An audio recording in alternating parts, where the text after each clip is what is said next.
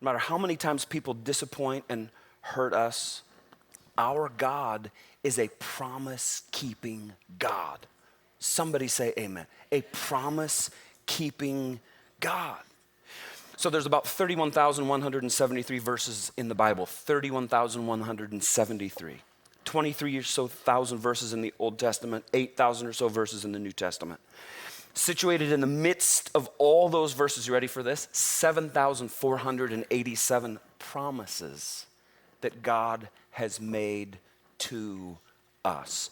7,487, and I'm not very smart, and I'm definitely not a math guy, but that's roughly about 25% of the total verses in the Bible are promises from God to us, which ought to give us immense confidence as followers of Jesus Christ. Right? I know I said we're going to be in Romans chapter 9, but I got to set this whole thing up. I promise we're going to get to the Bible. Just hang with me.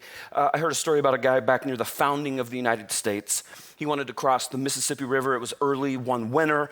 The water in the spot that he had chosen to cross was frozen over. He was not sure. He had no idea how thick that ice was or how much weight that ice would hold. He had no idea. So here's what he did. What any smart guy does is he got down on all fours to spread his weight out on the ice and crawl across the ice on all fours very, very cautiously. And it's the Mississippi River, so it's going to take a while to crawl across the Mississippi River. So he gets just a little ways out. He's not even halfway across it. And he hears this noise. He turns his head to notice there is a massive horse-drawn wagon, a massive team of horses. The wagon is loaded down with a massive load of supplies. The driver is sitting on the seat with reins in his hands, singing at the top of his lungs as that wagon crosses the Mississippi River on top of the ice. Obviously, the driver of that wagon and those horses was very confident that ice was going to hold the weight of his wagon, and it did.